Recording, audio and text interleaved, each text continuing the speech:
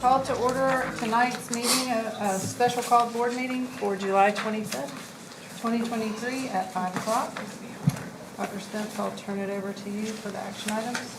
All right, Dr. Whitehead with the approval of the Corn contracts. Yes, sir. Thank you. Good afternoon. I appreciate the opportunity to have these contracts up for approval. Mr. Lakin has worked back and forth with Dr. Frasina and Corwin on the details, but these approving the contracts this week will allow the three schools, Glynn Academy, St. Simon's Elementary, and Glynn Middle, to move forward with contracting with the preferred consultant from Corwin to work on the visible learning strategies that they've been working with the same consultant over the past year and 2 years for Glynn Academy. And so approval of the contracts will allow them to continue that work this year at the set rate rather than an increase in price, and also allow them to lock in those dates with Karen Flores as the preferred consultant. Yeah, and it saves us how much if we do it now? $7,500, and I don't know if that's per school, but I know at a minimum it would be an increase in $7,500 if we go beyond July 31st, before we can send a confirmation to them, as well as these dates with this particular consultant would not be guaranteed. Okay. Any questions for Dr. Whitehead? And these do come from the L4 Georgia Literacy Grant. So that funding is awarded for each of the schools involved. And these three schools used this contractor last year for the Yes, same so thing. they are the ones coming to the Yeah. table saying, we really want to have this particular consultant back, so, Back, yeah. yes. Then next up is Mr. Benson with the new middle school, high school math pathway. And I wanted him to talk about this because this could be a topic of conversation. Audrey? It's gotta be Audrey. It is. She's jawing on something. I'll put it. I know I'm doing it right. Good evening, board members. I appreciate you giving me a few minutes this evening to talk a little bit about the changes that Dr. Spence alluded to. As you know, change is something that's constant in education, and so with the onset of the new school year, we have some new changes specifically involving math at the secondary level, new course options, and pathways for students. I've tried to spend a few minutes to, let me see here. If I can click. Oh, there we go. Try to spend a few minutes just reviewing some of the highlights of what the Georgia Department of Education has done here with these changes. The first thing they've done is come out and said that these are the requirements for graduation. And so we are updating families to make sure there are still 4 math courses that are required for students to successfully earn a high school diploma. However, there are different paths to be able to meet that those graduation requirements. And here is where I would kind of refer to you to the document that's in front of you this evening. And that document kind of shows families and students the options that are available to kind of check the boxes. As students, it's important for everybody to know that there are options to go in to higher courses or come out of higher courses and still meet graduation requirements. Those course options include support classes, advanced coursework, and as we know, dual enrollment or college places as well. At the middle school level, I think it's really important for us to know as well that there are new standards there, and with those new standards come new options. We want to remind families and students that, middle school is a time for students to explore these pathways and really get ready for high school. And so we want to make sure that our middle schools are sending the strongest possible student to high school that is ready for those advanced options. So at the middle school level, historically, there has been 3 different options. There has been the general course, the advanced course, and the accelerated course. And as we've reviewed data and looked at whether or not those three options have met student needs, a couple of things have come to light. One of which, students that have historically been in the accelerated pathway have not performed as we would have expected on the GMAS assessments. And so when we began maybe digging a little bit deeper to find out what had happened, if you know anything about the acceleration path, you know that students take all of that grade level and half of another grade level. So for example, a sixth grade student would take all of sixth grade and half of seventh grade. Yet when we administer that end of year assessment, it's been a couple of months since students have covered that material. So the sixth grade, for the example that I gave, the sixth grade course would finish in January, February. They would spend the next couple of months working through the seventh grade material, and then in May they'd go back and test in the sixth grade. And so what we have found is students aren't performing as we would have expected for accelerated students. So by eliminating and doing away with the accelerated path, one of the positives that we see is that we hope that students will be ready to take that assessment on material that they are most familiar with, because there won't be that gap in time that is there. The end goal is to have students the opportunity to take high school coursework. So one other thing that we have found is that when we have placed students into that accelerated path, that decision has occurred historically at the end of fifth grade. And what happens is that teacher makes a recommendation, and that student goes kind of flatline either through the accelerated coursework, or unfortunately we've seen situations where they've dropped out. And we rarely see instances where students later on come back in and begin that accelerated pathway. So if you're looking at your document here that you have in front of you this evening, you see that there are what we call decision points. There are decision points that allow students to take a more advanced path based upon how things are going and how that student is maturing with their understanding of mathematics knowledge. So hopefully the goal here is to begin to make our students and families aware of the different options, courses, and pathways as we kind of finalize our scheduling process for the upcoming school year and hold our back to school events. This last slide kind of just highlights a few of those other positives that I had previously mentioned.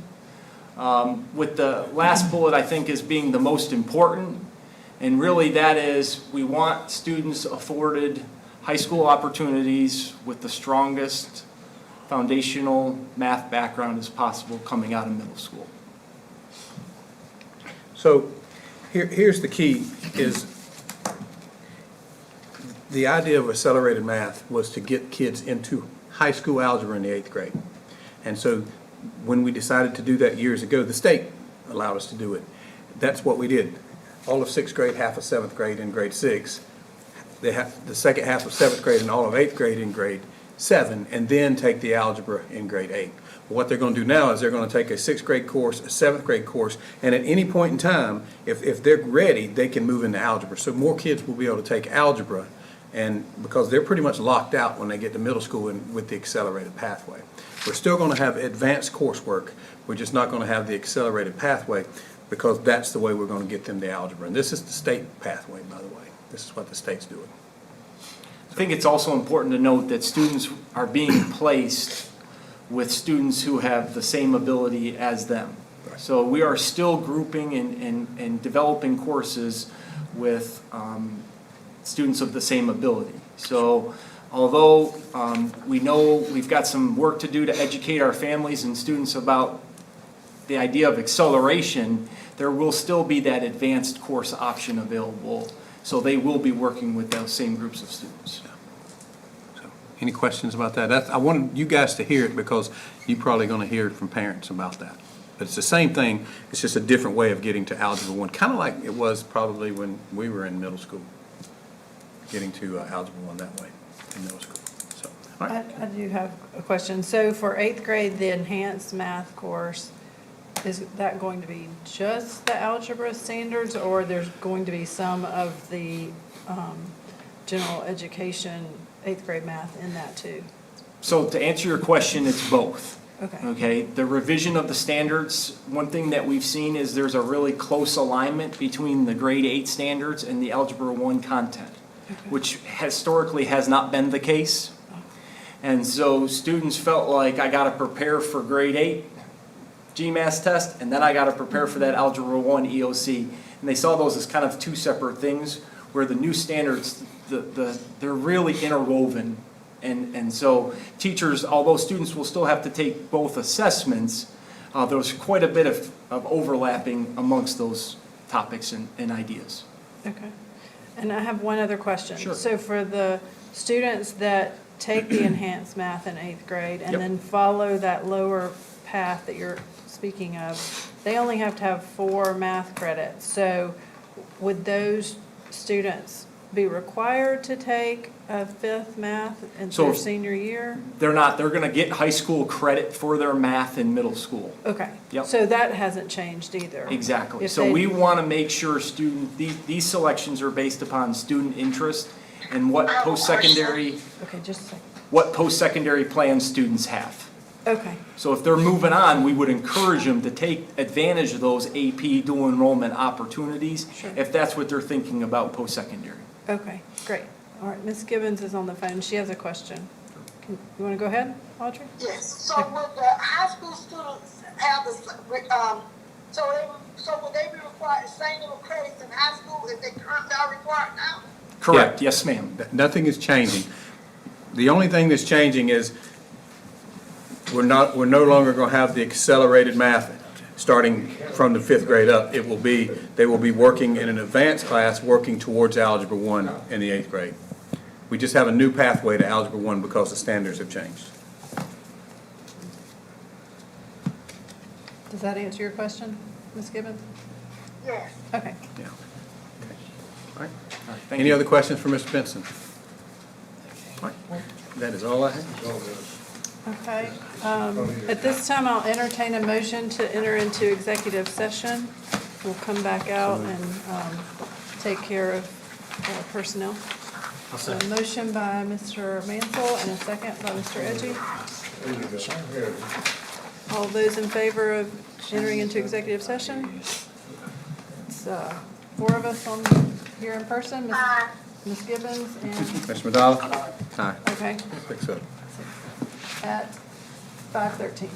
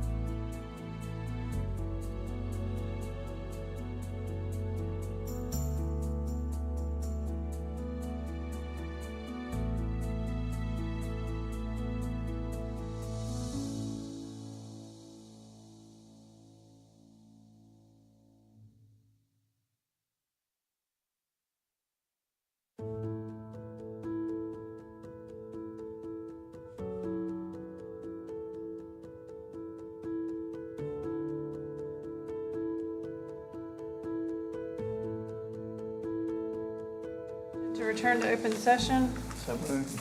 motion by Mr. Mansell. Second. Second by Mr. Edgy. All those in favor? Aye. Ms. Gibbons? Yes. Okay. That's 6 of us. We're returning to open session. Okay. Let me grab my paperwork. Yes, so we are looking for the approval of the Corwin contracts for professional learning that Dr. White had presented in the open session prior to our executive session. So moved.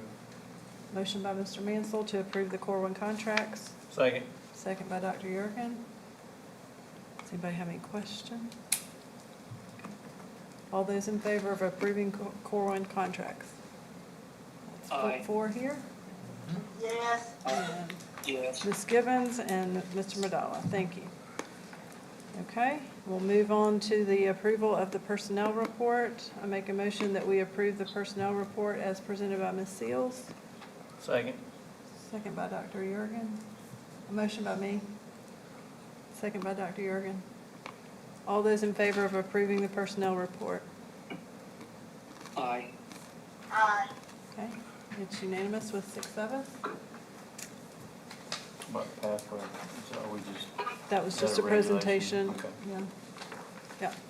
Yeah. All right. If anybody would like to make a motion to adjourn I the move we special call adjourn. board meeting, Mr. Edgy moves we adjourn. Second. Second by Mr. Mansell. All those in favor? Aye. Ms. Gibbons? Aye. Okay, thank you. It's unanimous, 6 of us at 5:28. Take care, John.